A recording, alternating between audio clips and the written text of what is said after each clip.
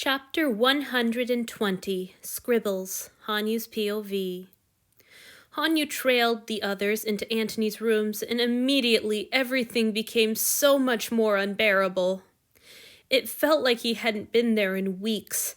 It was home, but everything looked strangely foreign and remote. So much had happened since the last time he'd been in these rooms, and soon he was going to leave them forever. However, his own woes faded out of focus every time he glanced over at his master. Antony had looked bad in the infirmary. In these familiar surroundings, he looked worse. The swelling of his face seemed to have gone down a little, but somehow that made him look worse too.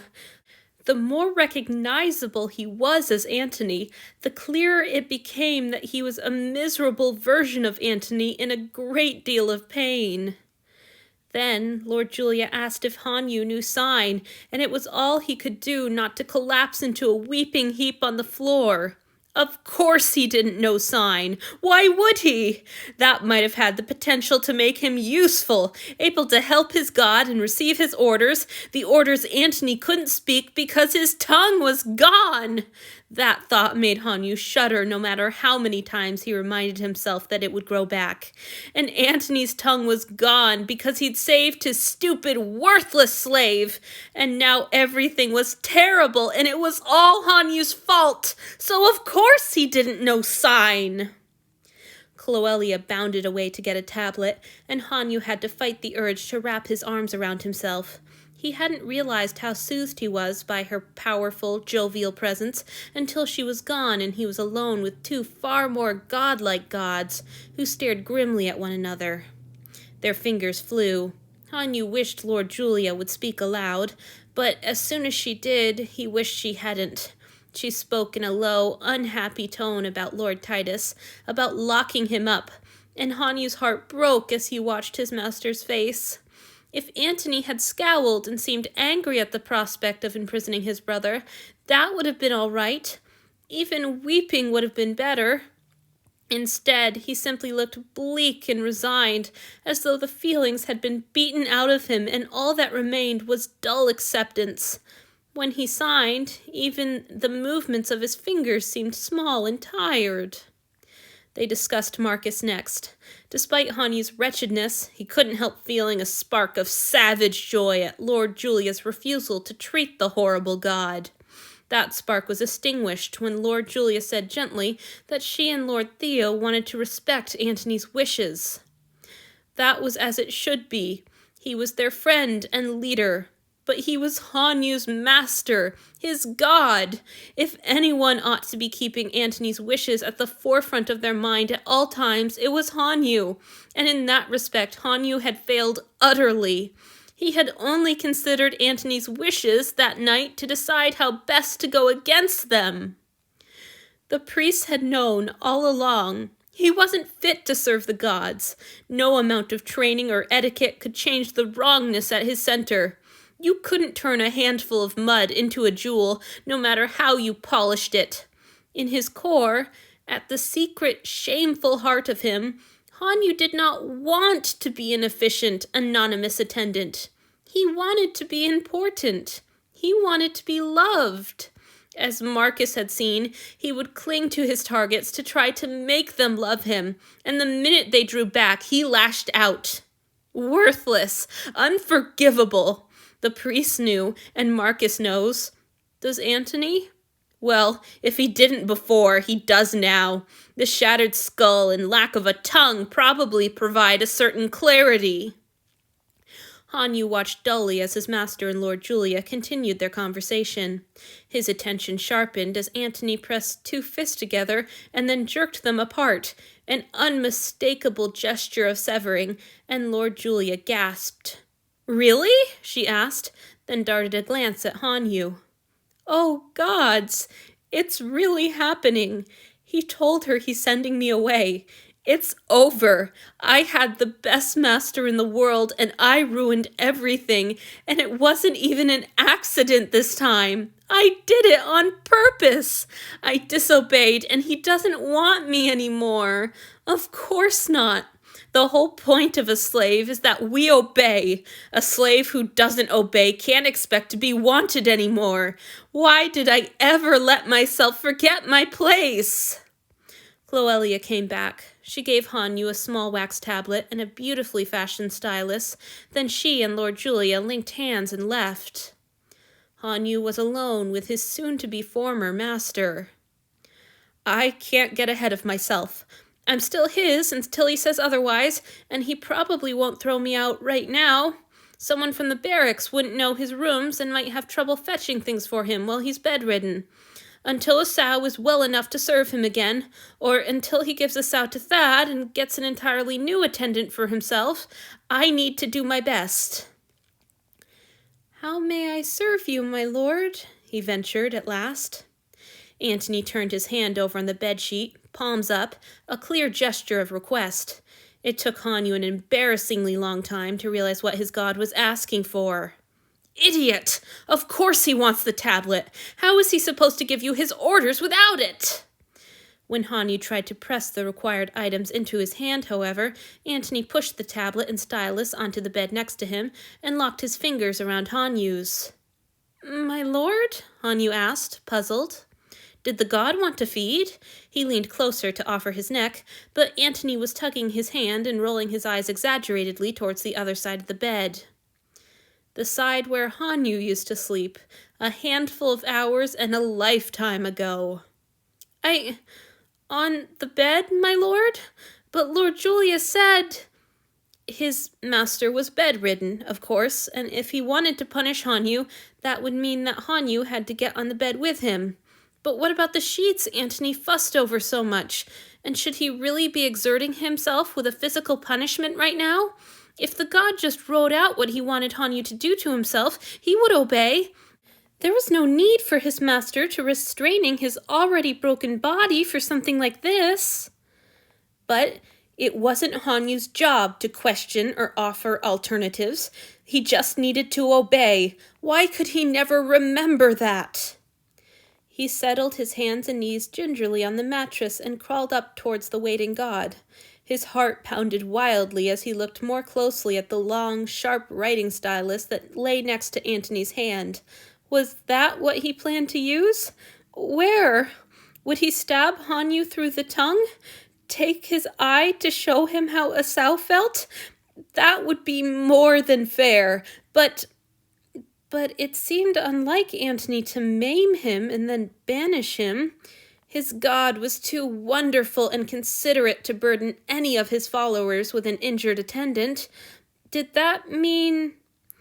Hanyu asked the question before he was even fully aware of his mouth moving. I'm grateful to accept any punishment, of course, but don't you want to send me away, my lord? Antony's beautiful silver eyes widened slightly under their puffy, swollen lids, and his mouth sagged open. Hanyu waited for him to say something, then remembered that he couldn't, just as the god snapped his jaw shut and gave a slow, pained, but very definite shake of his head. No, he's not sending me away. Everything in Hanyu was seized with a desire to grasp this unexpected mercy with both fists, to abase himself in a puddle of thanks and praises for his master's generosity. He wanted to plead for discipline, beg to be beaten and maimed at the god's whim, and paraded naked so everyone could see how he'd suffered for his misdeeds. No pain or humiliation or deprivation would be too great. They would all be a joy if they only meant he could stay. This was what was being offered, and all he had to do was accept it and worship Antony even more for his kindness and be happy. But Antony was bedridden because of him, again. Twice now he had placed himself between Hanyu and the consequences for his own foolishness and disobedience. Twice he had given orders to his slave, and Hanyu had disobeyed, and Antony had rescued him and suffered for it. It couldn't continue. Antony was a wonderful, beautiful, powerful god. but he was also a person who felt pain and glowered all the time, and loved to read, and curled up in an adorable ball in his sleep, and cared far too much about his foolish attendant. Hanyu couldn't let him keep hurting himself like this. It was worse like this somehow. Being banished would have been terrible, but it was far more terrible to be forced to beg for it. Still, if there was one thing Hanyu had learned at the temple, it was how to beg. His face hit the towels. "But you should!" he cried. "Please, my lord, I've behaved worse than I ever knew it was possible for an attendant to behave. I disobeyed you on purpose. I'm so awful, and you shouldn't be stuck with me. I don't deserve to be yours anymore. I never did." Something soft hit his bowed head with a startlingly loud whump. When he jerked his head up to see what had struck him, Hanyu found a pillow lying next to him on the bed. A glance at his master revealed Antony, face rigid with agony from the movement, nevertheless brandishing a second pillow. Once the god saw that he had Hanyu's attention, he made an unmistakable palm-down stay gesture, then dropped the pillow and reached for the tablet and stylus. Every move he made was so stiff and pained that Hanyu winced just watching him. Once he had the writing utensils, however, Antony set to scribbling furiously. He finally extended the tablet, and Hanyu shuffled a little further up the mattress to take it from him. It was difficult to decipher the letters scratched into the wax with only the torchlight to read by, but Hanyu finally worked it out. "You're not bad. I'm not getting rid of you, ever." That terse message filled the entirety of the little tablet. It also loomed large in Hanyu's mind. Bewildering and tempting in equal measure. Why did Antony keep offering all these chances at mercy? Sooner or later, Hanyu was going to lose his nerve and seize on one. No, I've got to be strong. I can't let him be hurt anymore. "Please forgive me for contradicting you, my lord, but I am bad. I went to the island because I was angry. You were distracted with your brother, and I was angry that I didn't have your attention, and I went there on purpose to upset you."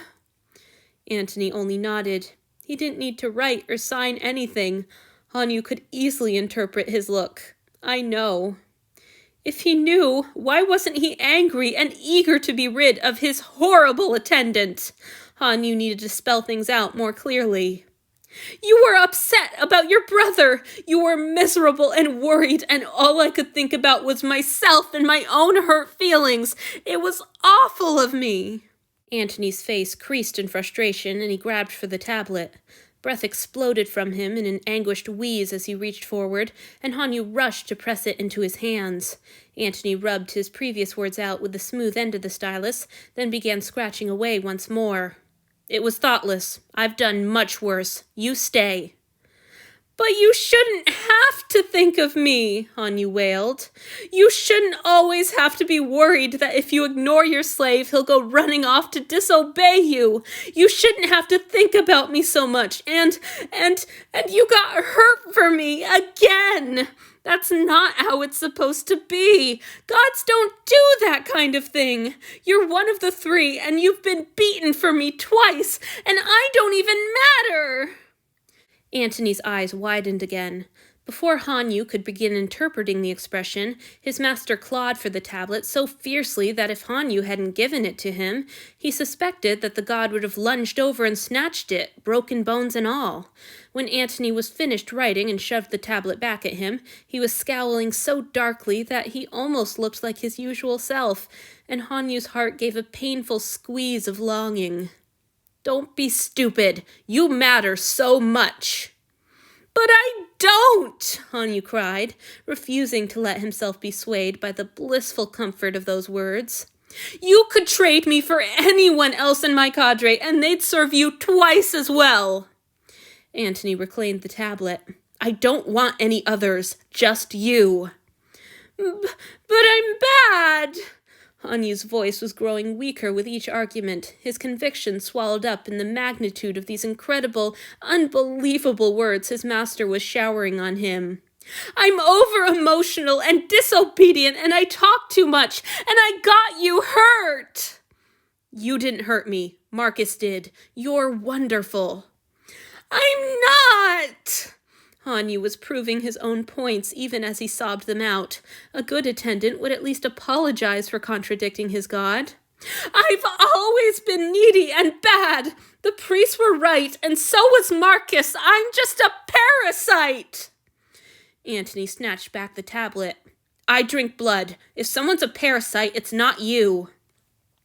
Was he being deliberately obtuse? Surely he had to understand that that was not the same thing at all. Hanyu was meant to be used. It wasn't wrong for his god to take blood or service from him. His own grasping neediness was the perversion here. But you also take care of me, he argued. All I do is use you and take from you. His master scribbled furiously. Untrue, but if it were true, fine. Nothing had made sense for a very long time. This made even less sense. Hanyu gaped at his master, helpless and frozen. What do you mean? He whispered, then, remembering how long it had been. My lord? Antony huffed, scowled, and took back the tablet. When he handed it over again, he was wearing the blackest scowl that Hanyu had ever seen from him. The words were small to leave room enough for all of them. It took a long moment's squinting for Hanyu to decipher them, and another disbelieving read-through before he trusted the evidence of his weeping, blurry eyes. If you think you're using me, go ahead. You have permission, so stop fussing about it. Anything you need me for, I'm yours. What could Hanyu do besides go to pieces?